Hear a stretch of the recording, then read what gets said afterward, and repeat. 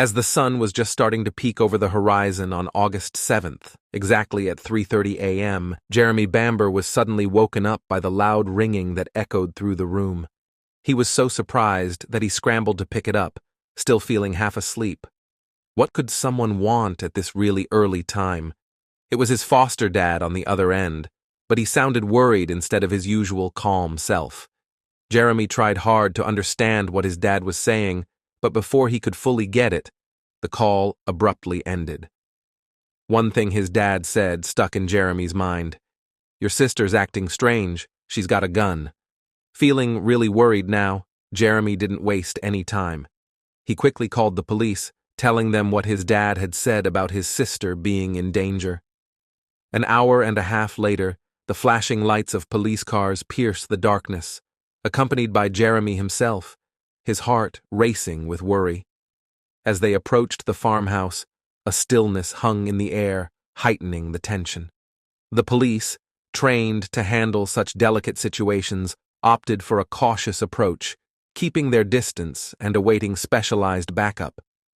Meanwhile, Jeremy recounted the events of the previous evening to the officers, emphasizing the seemingly innocuous family dinner that ended in discord but hardly hinted at the looming tragedy. He disclosed leaving behind his loaded weapons, a pistol and a .22 caliber carbine, in his parents' care, both weapons fully functional and armed.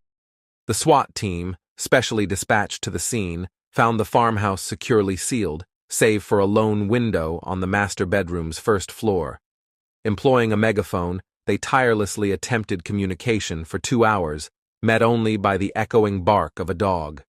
As the clock ticked past 8 a.m., marking nearly 3 hours since the initial officer's arrival, the SWAT team breached the premises. The group walked quietly inside, carefully checking every corner of the first floor. They ended up in the kitchen, where everything was in a mess. A chair was knocked over, and there was a pool of red on the floor. It was a terrible sight. Neville Bamber, Jeremy's dad, was lying there, badly hurt. His face was all messed up, with his nose and jaw broken. He had 8 bullet holes, 6 of them in his head. It was clear he didn't stand a chance. In the middle of all the mess, there was a telephone with no receiver lying next to some .22 caliber bullets. It was a chilling scene for the investigators. They kept going, searching every inch of the old house, even though the floors creaked under their feet. They looked everywhere on the first floor but didn't find anyone. However, when they went upstairs, they found something shocking. In 2 bedrooms, the bodies of 4 more victims lay in repose: June, Sheila, and 2 young boys, Daniel and Nicholas. Each had met their demise at the barrel of a gun, June sustaining 7 wounds, while Daniel and Nicholas received 5 and 3, respectively. Sheila, found at the threshold of her parents' room, clutched a firearm, 2 fatal wounds beneath her chin. The investigators were puzzled by the fact that 25 bullets were fired, taking 5 lives. It made them wonder if this was a planned attack. And why would someone do something so terrible? They couldn't find any answers, so they decided to look into the family's past. They knew that understanding the history of the Bambers was key to solving the mystery surrounding their home. The Bambers started their new life in Essex because June and Neville wanted a peaceful place away from the busy city. They bought White House Farm in 1949 and worked hard to make it a home for their family. June really wanted kids, so they adopted Sheila when she was 3 months old, and later Jeremy when he was 6 months old. Even though they couldn't have their own children, June and Neville were happy to be parents. They gave Sheila and Jeremy a lot of love and a good life.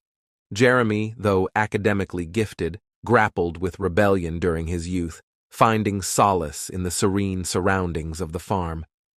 After finishing university, Jeremy came back to help his parents with the farm, and he played a big part in making it successful. But things weren't all smooth in the family. There were tensions, especially because of differences in religious beliefs.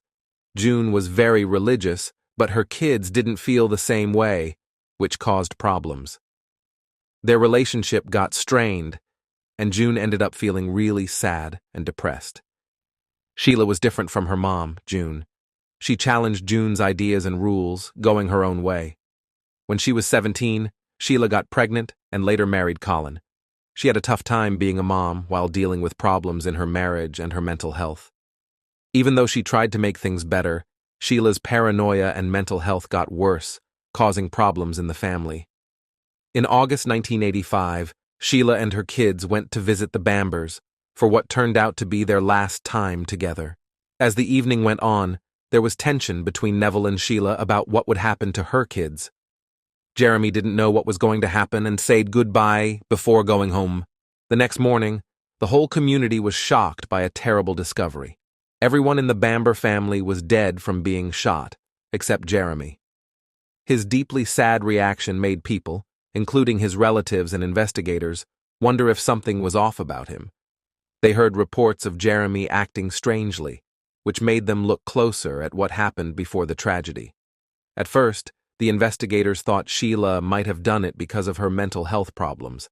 But as they looked more closely at the crime scene and Jeremy's behavior, they started to have doubts about that idea.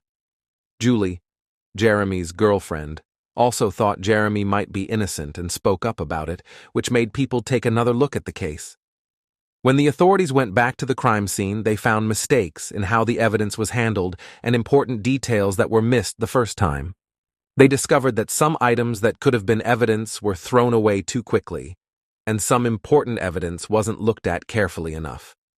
This made people wonder if the investigation was done properly. On the night of August 7th, Jeremy called Julie, saying there were problems on the farm, but he didn't want to talk about it much.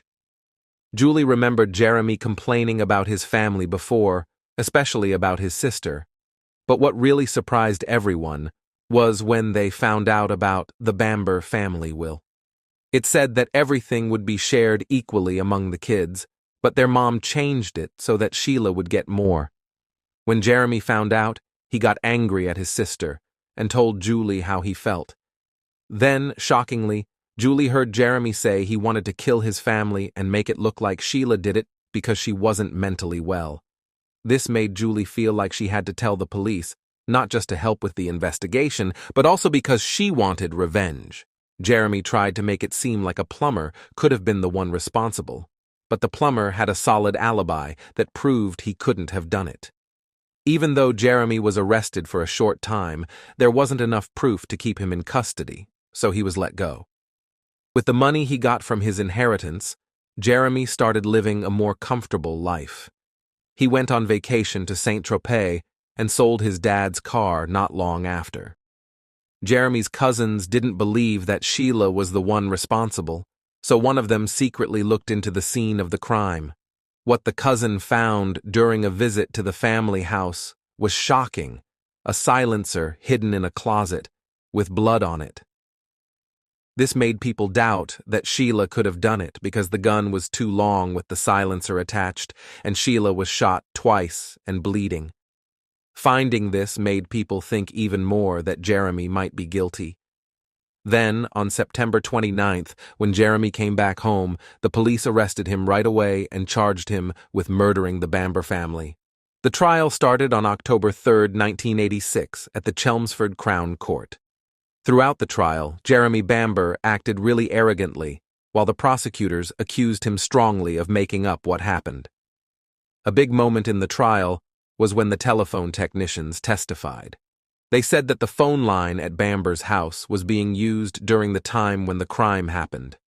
Also, the medical examiner talked about Neville's injuries, saying they looked like he fought with someone, possibly with the .22 caliber gun found there. Jeremy's defense team said that even though Sheila had mental health problems, she could have still done it because she knew how to use guns. But the prosecution had evidence against that idea. They found blood on the silencer, which was found with Sheila, not with Jeremy. This went against what Jeremy said happened.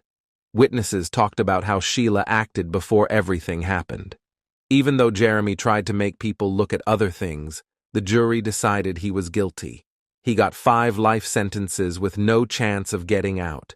Even though there have been appeals and people questioning the case, like saying the police did things wrong or the evidence isn't right, Jeremy Bamber is still in prison.